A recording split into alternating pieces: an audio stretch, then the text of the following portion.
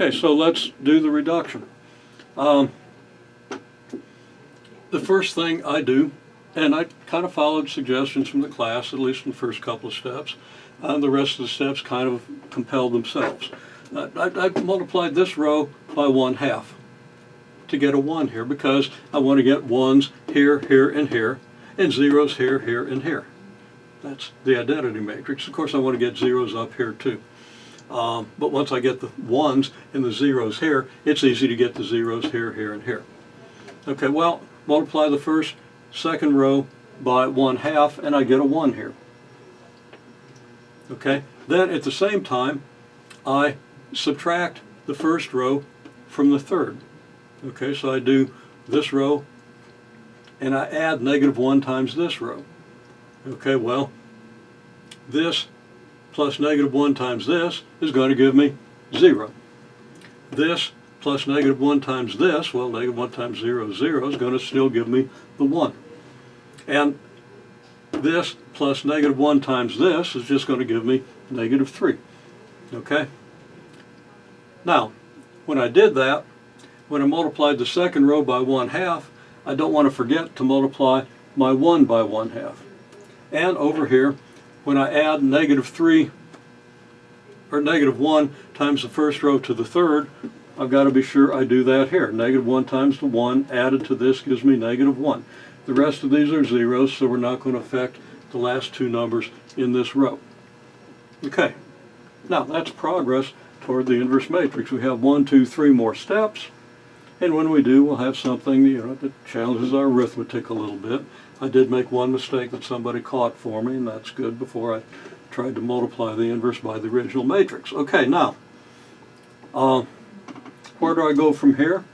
Well, I've got a 1 here and a 1 here. I want to have a 0 here, so the next step is really pretty straightforward. I'm going to add -1 times this row to this row. That's going to give me my 0 here. Now I've got my zeros, and everything else is going to be straightforward as long as I can do the fractions. Okay, well then, -1 times 2 is -2 added to -3 gives me -5. The 0 is not going to do anything. -1 times 1/2 is -1/2 added to 0 is going to give me -1/2. And -1 times 0 is 0 added to 1 still gives me 1. Okay, so already I've got this thing in upper triangular form. And if I was trying to solve an equation where I just had one column here, I'd be able to do back substitution and all that, but that's not what we're trying to do here. We have to reduce this matrix to the identity, so we're going to need a 0 here. Of course, we've already got one. And then we're going to need a 0 here and a 0 here. Okay, now I'm going to do that in 2 steps. One step is I want to get a 1 here.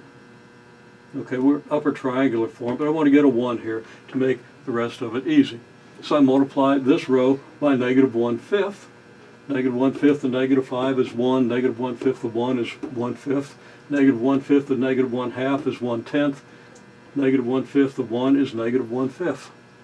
It's the only change I've made here. So now I've got my 1s and my 0s.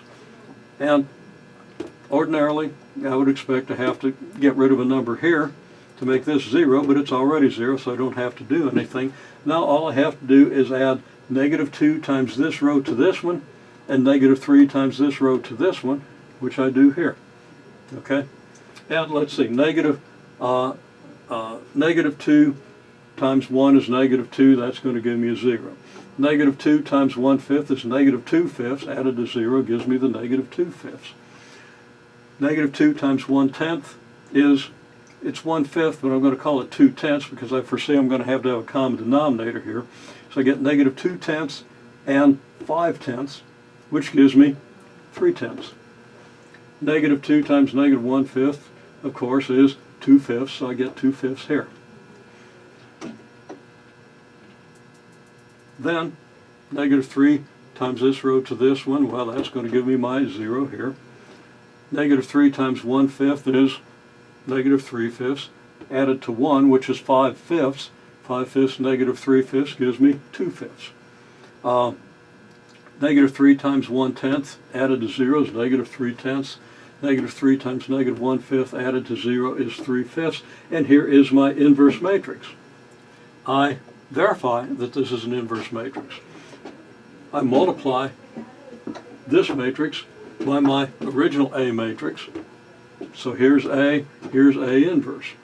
So this is A times A inverse multiplied through 103 times 2/5 negative 2/5 1/5. 1 times 2/5 is 2/5. 3 times 1/5 is 3/5. 2/5 and 3/5 add up to 1, so we're off to a good start. Because we have to get a 1 here, we have to get our identity matrix. Okay? Then 103, 1 times negative 3/10 is negative 3/10. 3 times 1/10 is 3/10, and of course 0 times 3/10 is 0. So I get negative 3/10 plus 3/10 gives me 0.